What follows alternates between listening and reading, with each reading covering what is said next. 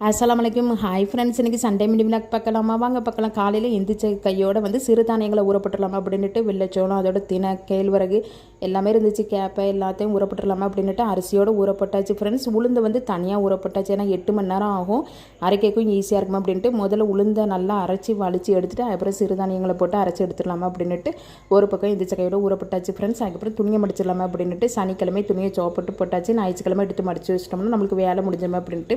ஏற்கனவே ஞாயிற்றுக்கிழமை நம்மளுக்கு ரொம்ப வேலை இருக்கும், அதனால் வந்து நாளே துணியை போட்டோம்னா நம்மளுக்கு ஈஸியாக இருக்குமா அப்படின்ட்டு பிள்ளைங்க வந்து காலையில் பிரேக்ஃபாஸ்ட்டுக்கு வந்து பூரியும் அதோட வந்து உருளைக்கிழங்கு மசாலா தான் ரெடி பண்ணி கேட்டாங்க. சரி, அவங்களுக்கு பிடிச்ச மாதிரியே ரெடி பண்ணி கொடுத்துடலாமா அப்படின்ட்டு ஞாயிற்றுக்கிழமை அவங்களுக்கு பிடிச்ச மாதிரி தான் ஃப்ரெண்ட்ஸ் சமையல் ரெடி பண்ணுவேன். அதுக்கப்புறம் பிள்ளைங்களுக்கு பிடிச்ச மாதிரி பூரி அதோட உருளைக்கிழங்கும் வச்சு பிள்ளைங்களுக்கு பிரேக்ஃபாஸ்ட் கொடுத்தாச்சு.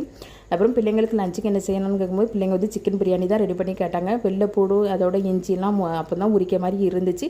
1/4 கிலோ இஞ்சி 1/4 கிலோ வெள்ளைப்பூடு வாங்கி உரிக்கவும் ஸ்டார்ட் பண்ணியாச்சு. வெள்ளைப்பூடு கொஞ்சம் பொடி வெள்ளைப்பூடாக இருந்ததால் உரிக்க மட்டும் கொஞ்சம் கஷ்டமாக இருந்துச்சு. சரி, அதையும் அரைச்சி வச்சிடலாமா அப்படின்ட்டு இஞ்சி வெள்ளைப்பூடு பேஸ்ட்டு அரைச்சி வச்சாச்சு. அப்புறம் பிரியாணிக்காக வந்து ஒரு பாத்திரத்தில் அரிசி அளந்து எடுத்துக்கிட்டேன் ஃப்ரெண்ட்ஸ்.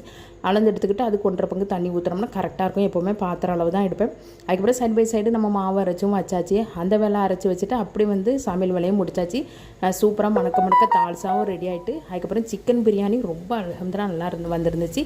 அப்படியே ஹாலுக்கு கொண்டு போயாச்சு. தேக்ஸாவை பிள்ளைங்களுக்கு வச்சு கொடுத்துடலாமா அப்படின்ட்டு பிள்ளைங்களும் ரொம்ப ஆர்வமாக இருந்தாங்க.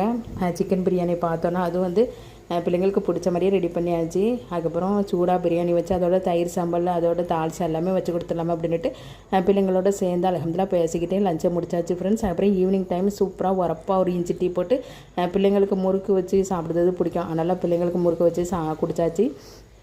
பிள்ளைங்களோட சேர்ந்து நானும் டீயை குடிச்சாச்சு ஃப்ரெண்ட்ஸ். இந்த டே இப்படி தான் போச்சு ஃப்ரெண்ட்ஸ். இந்த சண்டே மினி விளாக் உங்களுக்கு பிடிச்சிருந்துச்சுன்னா லைக் பண்ணுங்கள், ஷேர் பண்ணுங்கள், சப்ஸ்கிரைப் பண்ணுங்கள் ஃப்ரெண்ட்ஸ். தேங்க்ஸ் ஃபார் வாட்சிங். இன்னொரு விளாக்கில் பார்க்கலாம். ஓகே, பாய்.